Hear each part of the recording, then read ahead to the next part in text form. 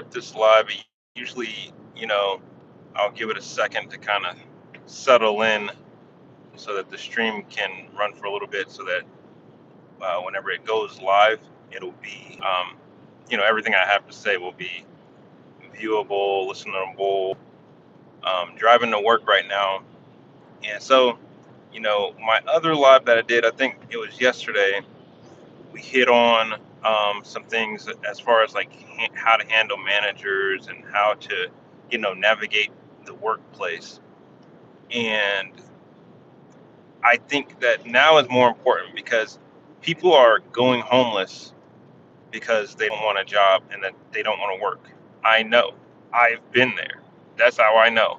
I know I can speak from personal experience from going from having a job to not having a job because I didn't want to be there. That's how much my job was hurting me. And I get it. I think that if you make that decision with you and your family, it needs to be, definitely. It's hard to think out, leaving your full-time job and going on a backpacking trip across America. That sounds exciting, and there's a lot of parts to that were for us, but there was so much that was hard and difficult. And you know, God on our side, we were in it together. We were in it together, me and my wife and my kids. But nevertheless, it's very challenging. Um, and so I'm gonna keep that there for a minute. The ability to want to leave your current situation and go off, backpack, not work a job. All right, let's say you do that. Let's say you do that. Now, whenever you come out of that phase, you're gonna need to get a job unless you are selling some product or selling something or moving in a different direction. That's awesome. But if you're not, you gotta get something that's gonna be sustainable, that's gonna hold you over. Um, and the best thing that you could do from not having a job to then getting a job is going to be reading your employer's handbook. Read that employer handbook. And this is a statistic. It said and it stated that employees who tend to read the employer handbook and go online and see what opportunities they have, they tend to succeed far above their peers. And I think that you could literally take advantage of 5% of the things. I'm just throwing a low number. You could take advantage of 2% of the things that your business offers. Most companies in America, and I'm going to use this example. I used it last night during my live on TikTok. Most companies in America, even McDonald's, you go to McDonald's, you sit down, get your tray right in front of you. You don't even have to do all that. You can just go and drive, and you'll see the hiring signs. But one thing that they have done good at is they've made it known that, hey, what's going on, guys? What's going on? Thank you for joining. I will not ignore you guys. I apologize. I'm not trying to ignore you. I'm just also not trying to hit anybody or anything. So, but I do want to interact with you guys. I wish that YouTube was more of a two-way platform so I could hear, because I don't truly believe that me talking the entire time is the most valuable thing in the world. I think that hearing other people's point of views and experiences is actually super important. And that's why I like TikTok for that reason. I haven't really delved into the ability to really chat with other people. I think I'm gonna start doing that so I can like see people, see who's in the live, and actually interact. Anyways, um, so one of the big things, yeah, kind of like Zoom. Well, I mean, kind of like Zoom, but yeah, pretty much. But like, I think the more social aspect of it is that, like TikTok is, you can literally, I don't know if you have a TikTok, but you can literally um, go have multiple people in your room, and then you can just invite a guest onto your live. Not sure how many people. I don't know if you guys have TikTok or if you do TikTok like that, but yeah, you can. And you don't have to have any certain number of subscribers, anything to go live, which is good. Um, but what I was saying about like McDonald's, for example, and talking about all these companies that are in America, just in America, that have all these programs that anybody can sign up to be a part of, and I'm living proof. I literally just got accepted into a program at my place of work, and um, it's a enterprise software development program. Like the program is $11,000. I looked it up because I looked up on the platform for the program. It's an $11,000 course. Like I can't even believe it. Like it's I'm just sitting in my Zoom meeting because I had a Zoom meeting today um, with one of the program directors for this course that's run with this run in partnership with with Walmart. That's the company that I work for. I'm a pharmacy technician at Walmart right now. That's my day job. Um, but I'm talking to this person, and I'm just like, bro, this is crazy. Like, I'm not, I'm not, what do you call it, freaking out or anything. But I was super calm and super collect. I asked my questions and just getting through that. And lo and behold, I'm going to be talking to this person a lot more, and just think that with more people take advantage of this stuff on Walmart, and I'm going to speak for Walmart for a second. I know I was talking about McDonald's. I'm going to get to McDonald's, but Walmart alone, they started off where you to go to school, to go to college. Now you to go to school, like that's it's amazing. There's no upfront cost. Yeah, you got to want to be there. You have to want to be there because when you get interviewed um, by the people that you're going to get interviewed by, I mean, literally my process from an application to getting it done, there was a lot. There were points where a, there could have been, I guess, an opportunity for them to maybe say no, like not let me into the program. But I believe that it was my true, genuine desire to want to be in this program. So I'm not just saying just go sign up for a bunch of stuff and you don't really, you're not really trying to grow, and that's not who I will want to associate with or want to be around. Um, because it's I want people who want to grow. If you don't want to grow, you can kick rocks. Period. Don't care. I don't have time for people who don't want to grow. And if you have that mindset that you want to be around people that want to grow, by all means, we can talk. Like and subscribe this video. Hit me up on TikTok. You can join live by all means.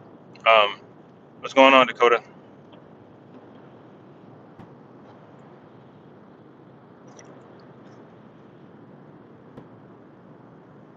So my example with McDonald's is you go to McDonald's, you go sit down with the tray, your tray of food. I don't care what nobody says. Y'all know y'all eat at McDonald's. Anyways, you go sit down with your tray of food. What's going to be on that tray? It's usually like a placemat of some sort. On that placemat, they are literally telling you the programs that they have for their employees. College. I'm not sure if they have a fully paid college program like Walmart does, but I mean, go look into it. You don't want to look at this opportunity as like just whatever. And most people will. Just in my call alone, there was only three of us in that call, in that one call. I believe that there's going to be a little bit more people in the program in general once we get going starting next week. Next week, we're going to be able to enter the program early.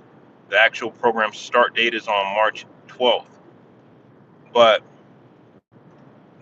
it's so much opportunity that these companies are putting out, and while people are arguing, bickering, don't want to take advantage of their programs at their work, don't these things can go away, and it only takes one of these companies to say, you know what, we're not really hitting our numbers like we wanted to, or whatever, or we're going to start we're going to start increasing the qualifications before you can get into one of these programs.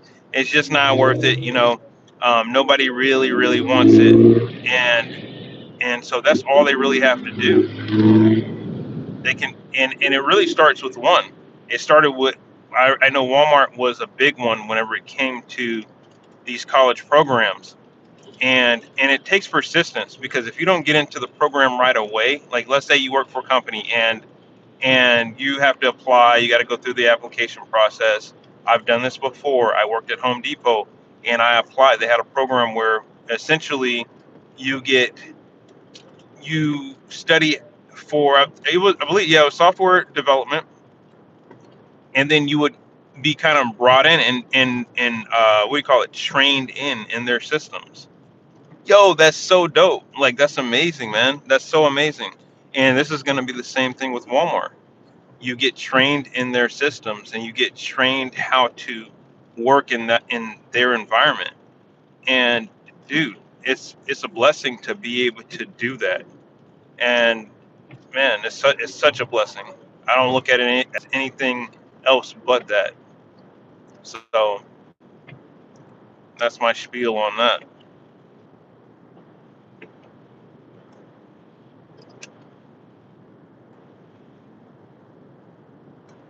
It's weird. Freaking, you know, the opportunities that are right up under our nose. My company, you have 401ks. I've always been a proponent of that. I've always put money into a 401k, and it's always come through. Um, the stock savings plan, I put money into my stock plan right now. Why wouldn't you put money into your stock plan at your work? They're going to match you. So at some point, at some level, they're going to match you, to include places like McDonald's.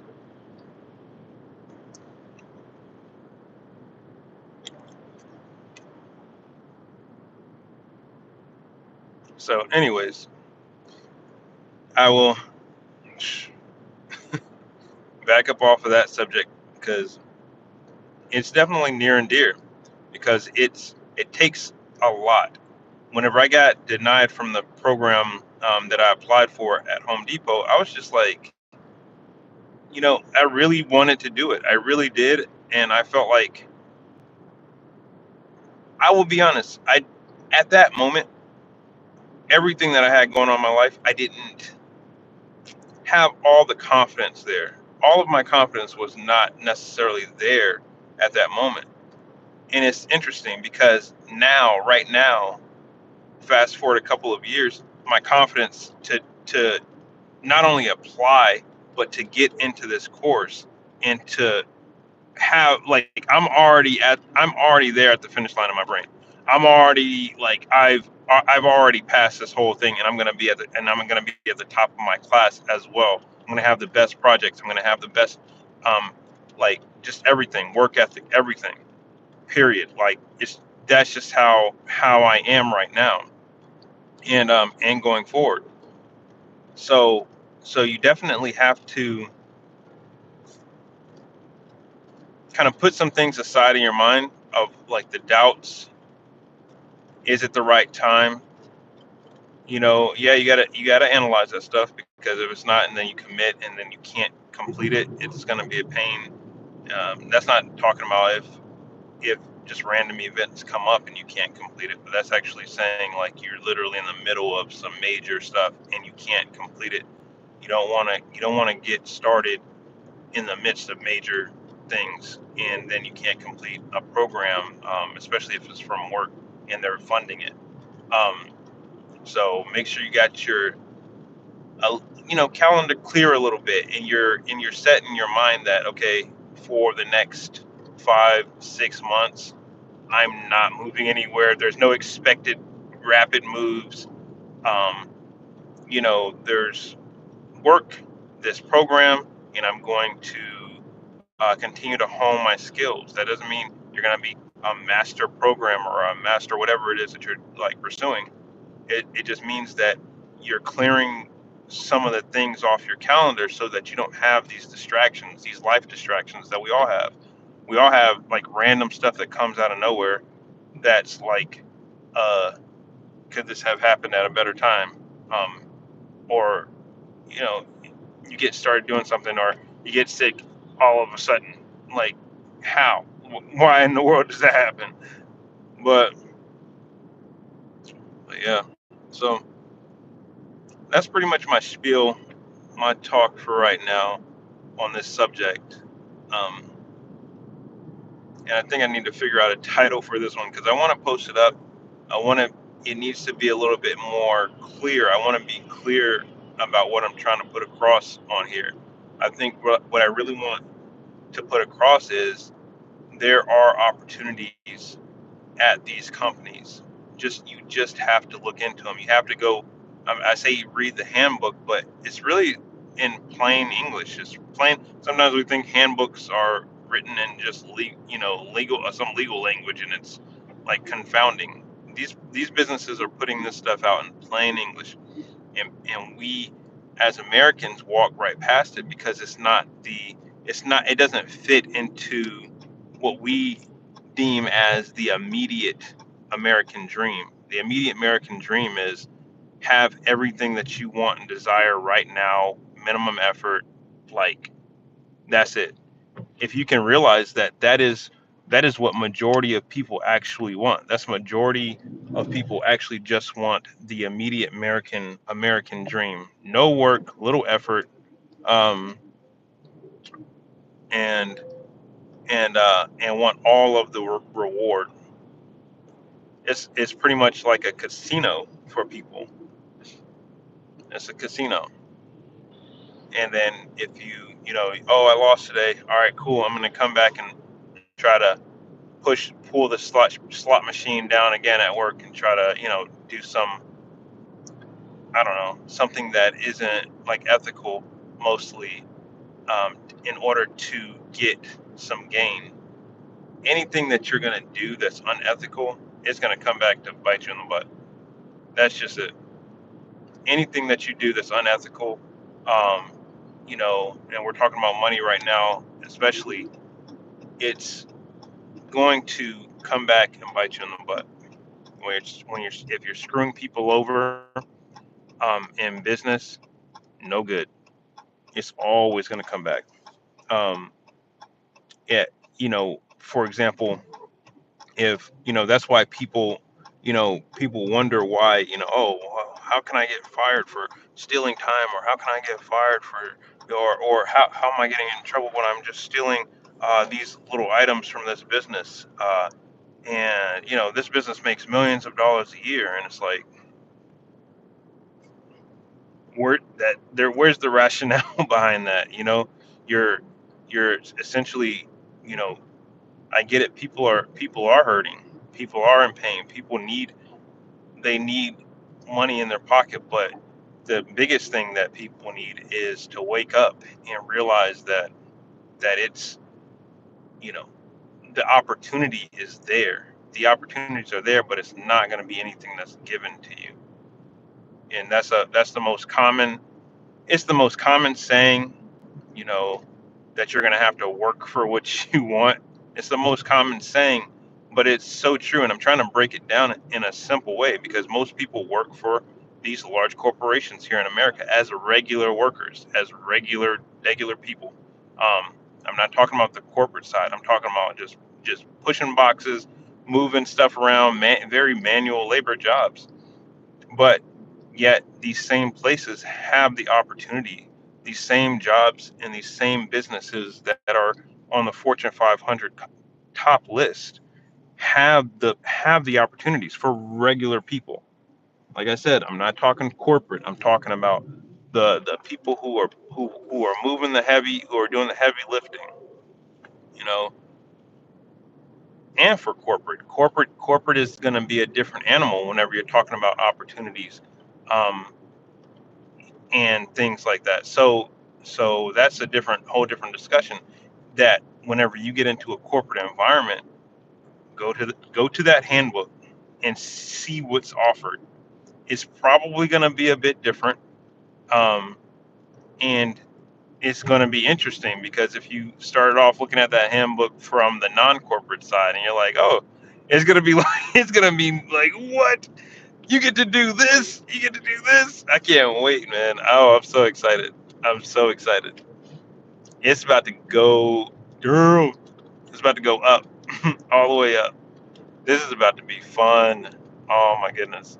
And see, this is the number one thing that they say happens whenever you are actively in actively seeking out opportunities at your place of work.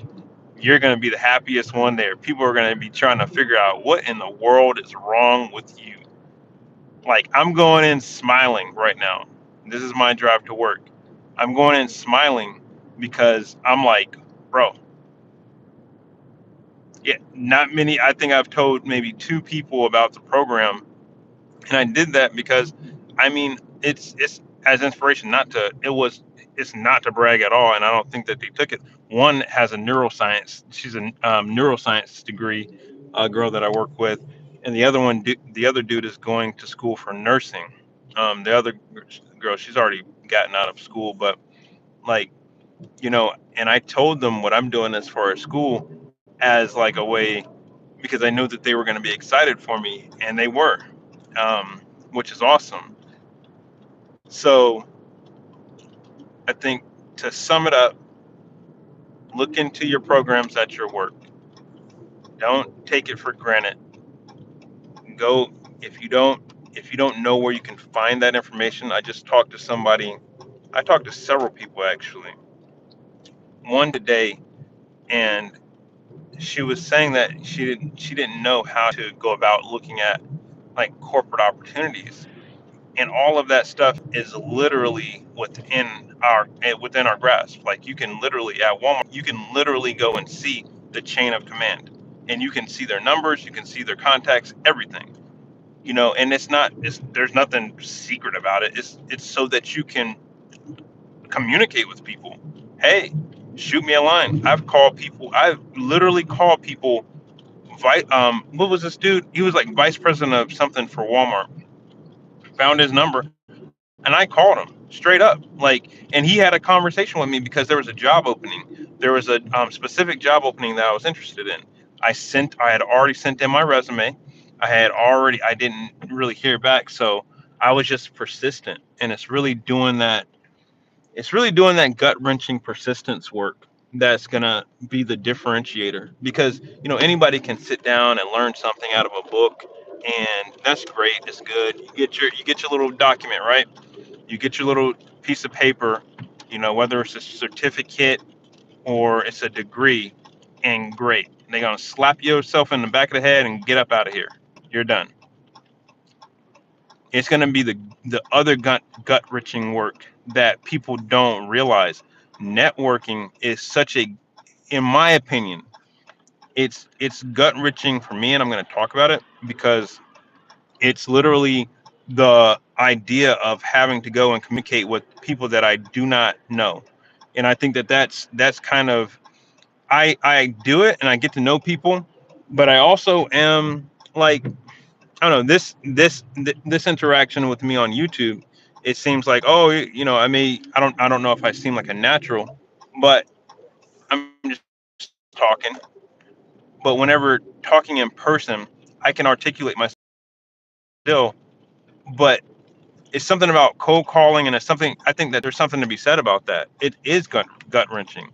I think that it's like that for a reason. I think that when you can, it not necessarily just get over it. I think you just got to do it over and over and over again, and it's gonna still be gut wrenching until you just are saying whatever. Like, I've messed up cold calls, and I got called out for it. I've messed up cold calls. It happens, and then you move on. Everybody's okay. Nobody died. Like, mess up a cold call. All right, you're gonna have to mess up hundreds of cold calls. Oh well, get over it. Move on. Anyways, I am at work. I'm about to go in and get it. Get this chicken. Hey, thank you, Owen.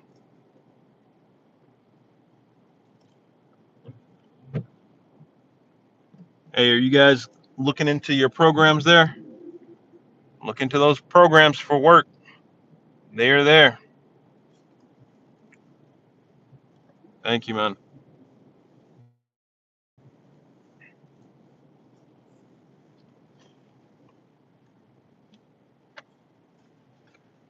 All right.